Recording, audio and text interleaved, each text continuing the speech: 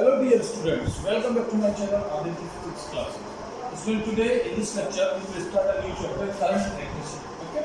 Student, in the previous lectures अगर हम बात करते हैं तो हम लोग कई सारे इंपॉर्टेंट फिनोमेना पढ़ चुके हैं, जैसे electric charge, what is electric charge, properties of electric charge, electric field also, और कई सारे फॉर्मूले इलेक्ट्रिक फील्ड के, electric potential, potential difference, electric energy, है ना, कैपेसिटर, पोटेंशियल एनर्जी।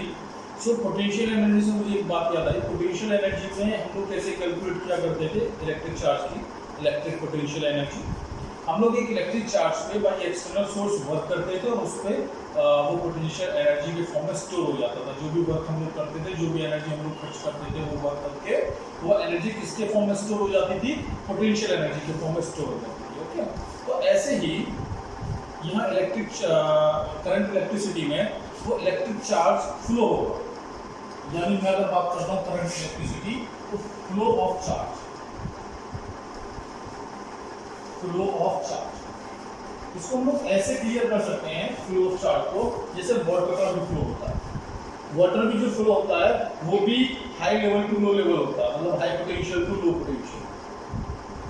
वाटर जो फ्लो होगा वो जैसे पानी की टंकी ना रखी, ऊपर रखी और वहां से वाटर फ्लो होके नीचे की तरफ आता है, लो लेवल से हाई लेवल नहीं जाएगा। वो एक अलग बात है कि एक्सटर्नल वर्क हम लोग करके एक्सटर्नल एनर्जी खर्च करके सबमर्सिबल से जैसे नीचे से ऊपर पहुंचाते हैं, लेकिन मैं बात कर रहा हूँ अगर पानी की टंकी ऊपर रखी है तो वहां से जो वाटर फ्लो होना है वो हाई लेवल से लो लेवल की तरफ फ्लो होता है। ठीक है, तो ऐसे ही ना हमारा इलेक्ट्रिक चार्ज, इलेक्ट्रिक चार्ज भी, electric charge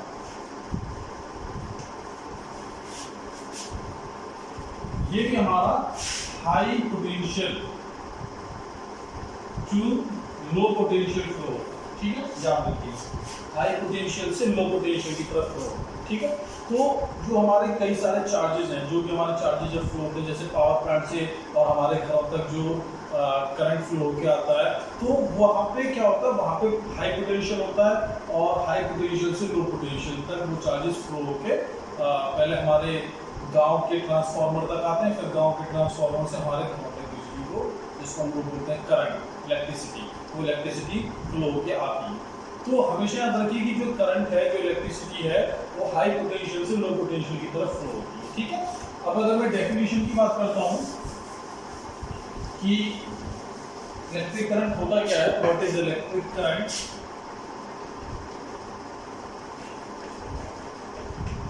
electric current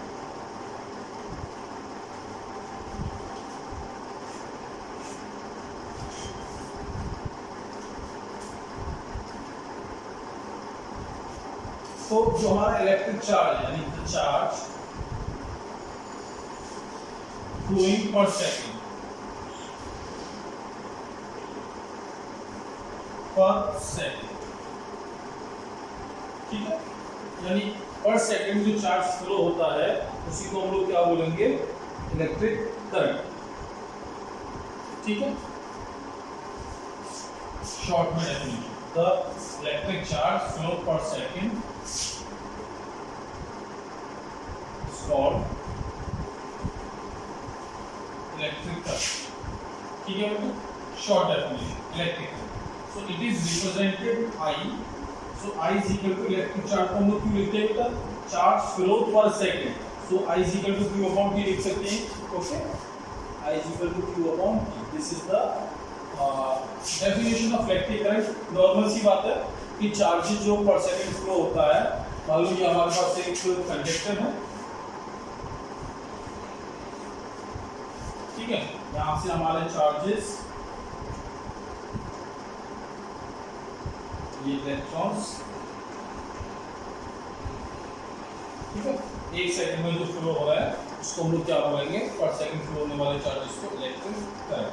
I is equal to Q upon T, this is the definition of this. What is the unit of electric current?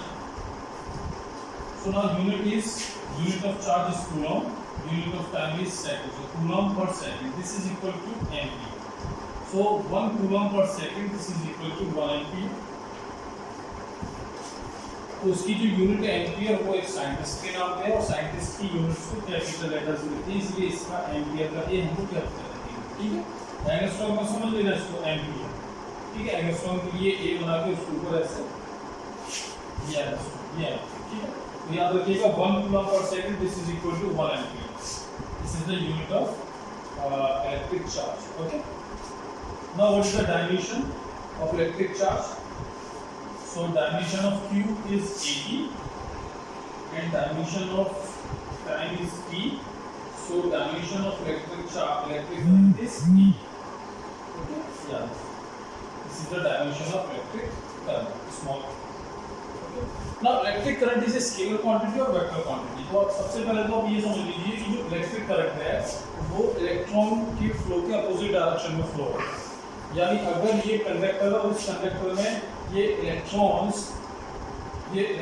जो हैं वो अगर B से A की तरफ आ रहे हैं, the electrons flow from B to A, electrons flow from B to A, then the current flow from A to B. Current की डायरेक्शन पॉजिटिव डायरेक्शन होती है, जो पॉजिटिव चार्जेस होते हैं, तो हम लोग बोल सकते हैं कि जो हमारा इलेक्ट्रिक करंट है वो A से B में की तरफ फ्लो होगा अगर इलेक्ट्रॉन B टू A जा रहा है तो। ठीक है ना, तो current flow from A to B। Okay, so now अब मुझे बताइए कि this electric current is a scalar quantity और वेक्टर क्वांटिटी। ये हमको पता है कि स्केलर कौन होते हैं जिसके पास डायरेक्शन होती है और वेक्टर कौन होते हैं जिसके पास डायरेक्शन नहीं होती। ओके, तो मुझे बताइए कि this electric current is scalar और वेक्टर। मुझे यह पता है कि इलेक्ट्रिक करंट मेरा किस डायरेक्शन में फ्लो हो रहा है इस कंडक्टर में, पता है कि नहीं पता है, बोलो। तो पता है कि इलेक्ट्रिक करंट A से B जा रहा है क्योंकि इसमें इलेक्ट्रॉन B से A आ रहा है, तो डायरेक्शन पता है, इलेक्ट्रॉन के अपोजिट डायरेक्शन में फ्लो होगा इलेक्ट्रिक करंट। तो इसका मतलब है कि इसके पास डायरेक्शन होती है, अगर डायरेक्शन होती है तो इसको मैं स्केलर बोलूं या वेक्टर बोलूं? तो बच्चे क्या बोलेंगे कि इसको सर वेक्टर बोलिए क्योंकि मैग्नीट्यूड तो है ही है और उसके बाद डायरेक्शन भी है, तो इसको वेक्टर बोलेंगे। लेकिन इसको मैं एक सिंपल और क्लियर करता हूँ आपको। मान लीजिए यहाँ से 2 एम्पियर करंट आ रहा और यहाँ से 3 एम्पियर करंट आ रहा और ये दोनों 2 एम्पियर 3 एम्पियर को मैंने इस पॉइंट पे मिला दिया। ठीक है, यहाँ से एक वायर और जोड़ा एक कंडक्टर और जोड़ दिया। तो मुझे बताइए इस ब्रांच में कितना करंट फ्लो होना चाहिए? तो इस ब्रांच में जो देखा गया वो करंट हमको मिला 2 + 3 is 5 एम्पियर। और अगर ये 5 एम्पियर करंट मिला, देखा गया, मेजर किया इसको, ऐसे करके ये प्रैक्टिकल किया कि एक ब्रांच से 2 एम्पियर ला, एक ब्रांच से 3 एम्पियर का, और ये जहाँ कॉमन जंक्शन बना इस जंक्शन से एक और कंडक्टर हमने कनेक्ट किया, तो यहाँ इस वाली ब्रांच में जो दोनों का कॉमन से फ्लो क्या आ रहा है, यहाँ पे जब मेजर किया गया तो यहाँ पर 5 एम्पियर करंट देखा है। तो ये जो चीज है ये जो नॉर्मली अलजेब्रिक सम हो गया, जो अलजेब्रिक सम होता है, जबकि वेक्टर अगर ये वेक्टर क्वांटिटी होती तो यहाँ पे ये 2 एम्पियर है, ये 3 एम्पियर है, तो इसका रिजल्टेंट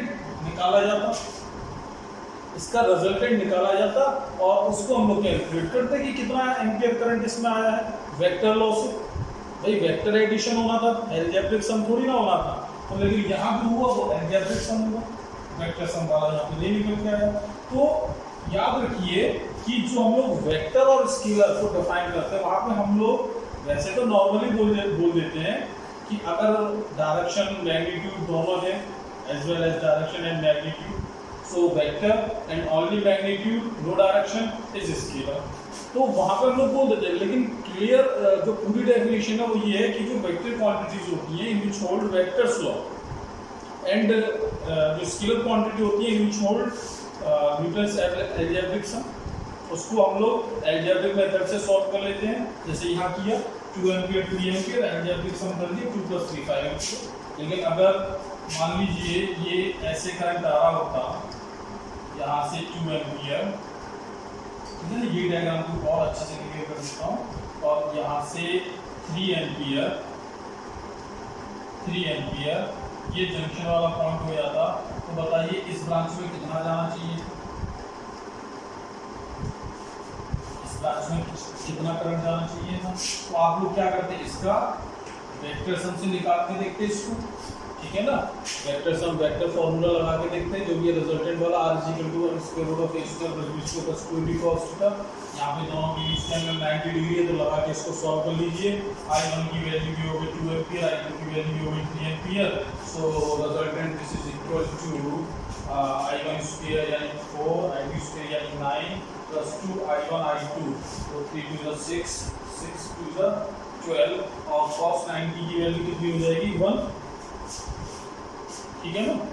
तो यहाँ पे इसको हम लोग सॉल्व करके जो भी हमारा रिजल्ट निकल के आया, लेकिन वो रिजल्ट यहाँ पे नहीं निकल के आया। रिजल्ट कितना निकल के आया, रिजल्ट आया 5 एम्पीयर निकल के। तो 5 एम्पीयर तो नॉर्मली अलजेब्रिक से हो गया ना, 3 + 2 दिस इज 5 एम्पीयर।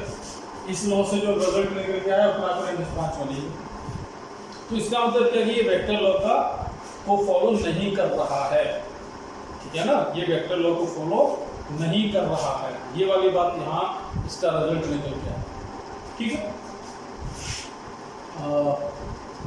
दूसरा, अगर ये वेक्टर लॉ को फॉलो नहीं कर रहा है तो इसको हम क्या बोलेंगे, it is a scalar quantity. Note कर लीजिए बेटा, इलेक्ट्रिक करंट एक स्केलर क्वांटिटी होती है, वेक्टर क्वांटिटी नहीं होती है। यहाँ पे क्या करेगा, ये 0 होगा, तो 9 + 2 √ 30 ये आया सॉल्व, ठीक। हाँ, समझ में क्या आया हम लोगों के, कुछ नहीं, क्या समझ में आया, समझ में आया कि electric current is a scalar quantity, not a vector, okay. Because यहाँ पे दिखा दिया, ये वाला डायग्राम बना देना बेटा, ये वाला डायग्राम जरूर बना देना जो भी मैंने दिखाया था, जैसे ये ऐसे बना देना, ठीक है। एक ब्रांच ये 2 एम्पीयर, एक ब्रांच ये 3 एम्पीयर और इस ब्रांच में कितना आ गया 5 ampere.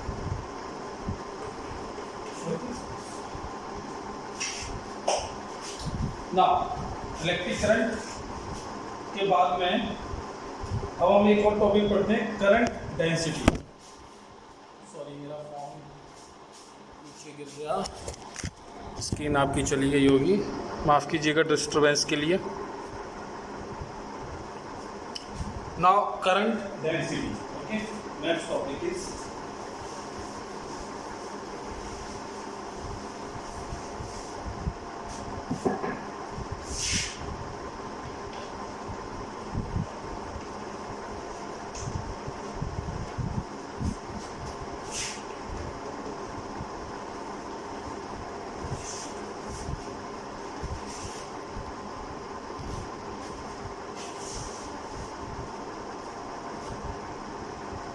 okay, current density. So what is the current density? मान लीजिए ये हमारे पास एक कंडक्टर है, ओके। सो इसके क्रॉस सेक्शनल एरिया से जितना करंट पास होगा, यानी electric current per unit cross sectional area, the electric current flow per unit cross sectional area. याद रखिए, electric current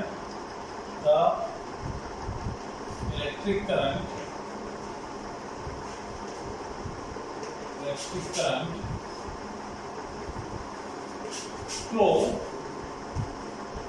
per unit cross sectional area.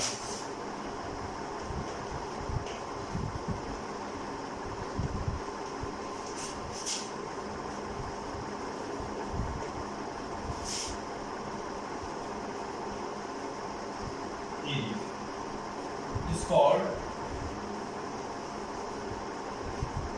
current density.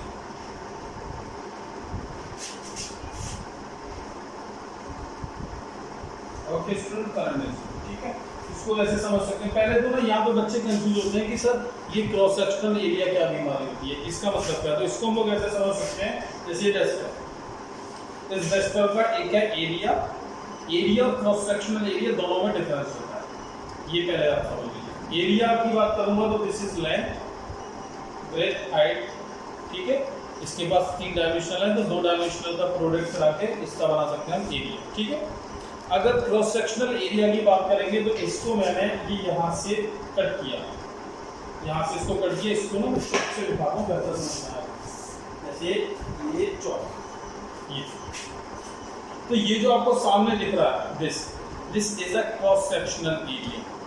और अगर इसके एरिया की बात करूंगा तो ये एरिया के लिए ये पूरा ऑब्जेक्ट जितना है इसका पूरा एरिया, जबकि क्रॉस सेक्शनल एरिया की बात करूंगा तो ये फ्रंट आपको दिखाई दे रहा है ये। अब जैसे मैंने ये इसको ये तोड़ दिया तो नया क्रॉस सेक्शनल एरिया ये हो गया।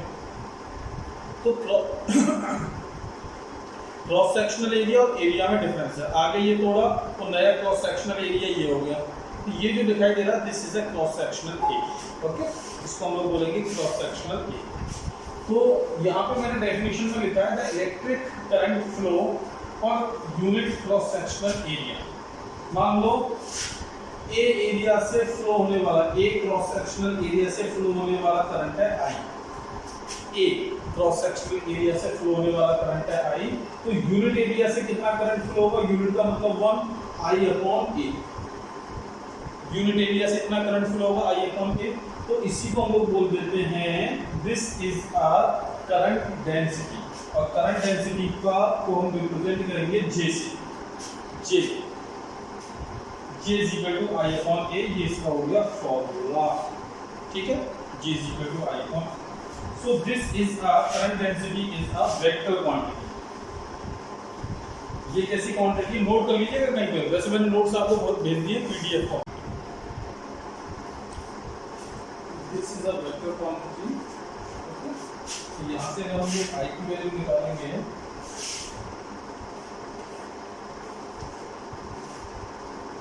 यहाँ से अगर हम लोग आई की वैल्यू निकालेंगे तो this is I equal to J upon J into J into. So J is a vector and A is already vector. ये दोनों वेक्टर क्वांटिटी होती है और आई स्केलर है। तो ये वाला प्रोडक्ट कौन सा प्रोडक्ट बोला जाएगा, जब दो वेक्टर का प्रोडक्ट का रिजल्ट एक स्केलर मिलता है तो वो जो प्रोडक्ट होता है वो डॉट प्रोडक्ट होता है, ठीक है। तो इसको हम लिखेंगे vector J dot vector A. और इसी को हम लोग ऐसे भी लिख सकते हैं this is equal to J A cos theta, J A cos theta, okay.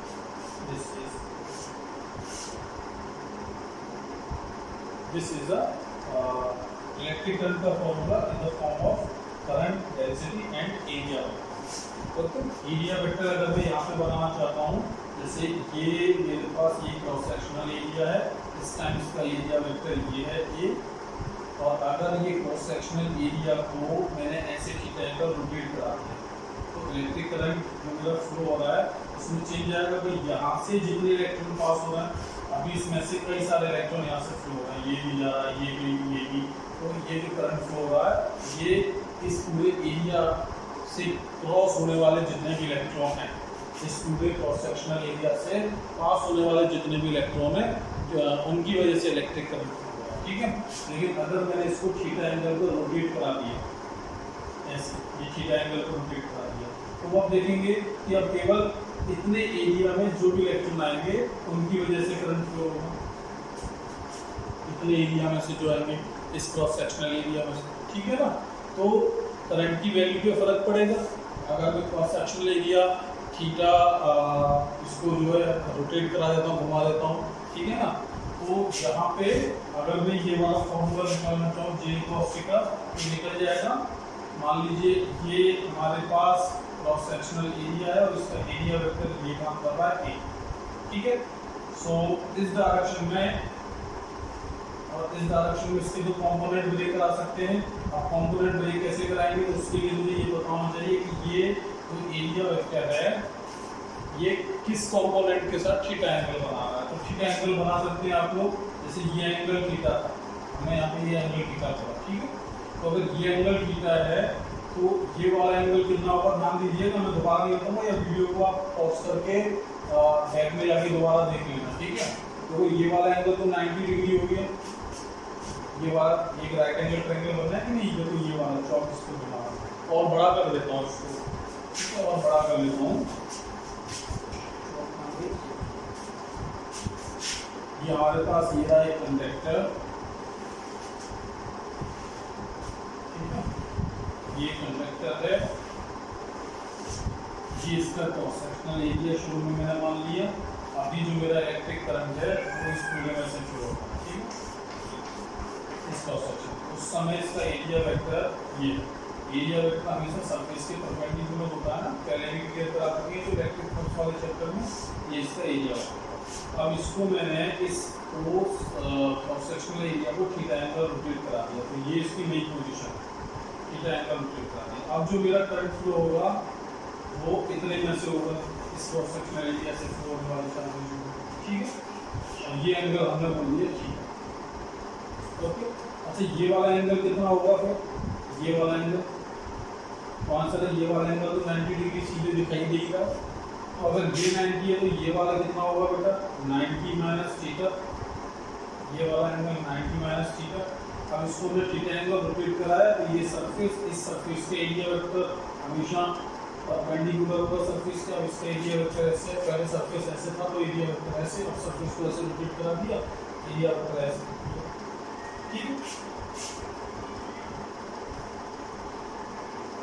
ठीक है। अब हमने बोला कि इसके दो कंपोनेंट ब्रेक करो, इस वाले एरिया वेक्टर में इसको थीटा एंगल रोटेट करा दिया, तो ये वाला एंगल 90 माइनस थीटा है। ध्यान दीजिएगा ये वाला एंगल अगर 90 माइनस थीटा है तो ये वाला एंगल कितना होगा,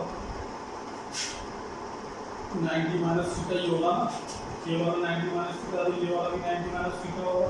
और ये पूरा एंगल कितने डिग्री का है, 90 डिग्री, क्योंकि ये क्या है सरफेस और ये है उसका एरिया वेक्टर। तो एरिया वेक्टर तो सरफेस के हमेशा कैसा होता है, परपेंडिकुलर, तो ये वाला एंगल 90 डिग्री और इतना केवल 90 माइनस थीटा। अब 90 में से 90 माइनस थीटा को माइनस करेंगे तो ये बचा एंगल आ जाएगा थीटा, ये बचा हुआ एंगल आ जाएगा थीटा, ठीक है। तो अब मैं इसके दो कंपोनेंट लेता हूं, तो इस डायरेक्शन में इस एक्सिस के साथ ये थीटा एंगल बना रहा, तो ये हो गया a cos थीटा और ये हो गया a sin theta. a sin theta useless है, a cos थीटा यूजफुल है, क्योंकि करंट की डायरेक्शन में a cos थीटा काम करता है, ठीक है ना।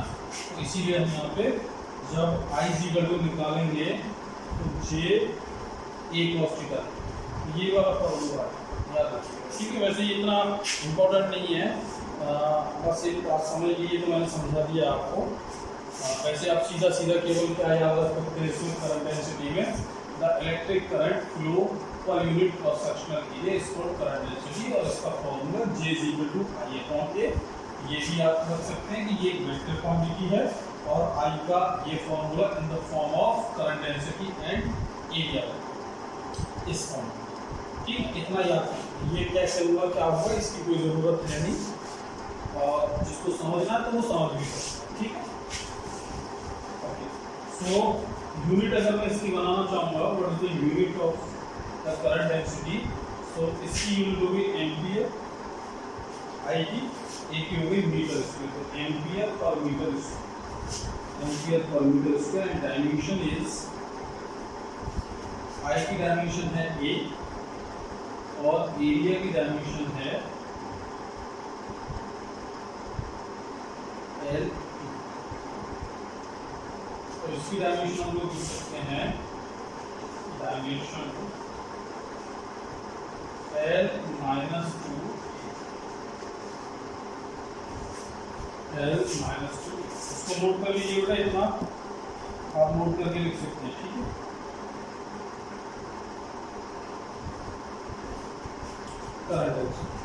तो आज का लेक्चर हम लोग यहीं पे खत्म करेंगे।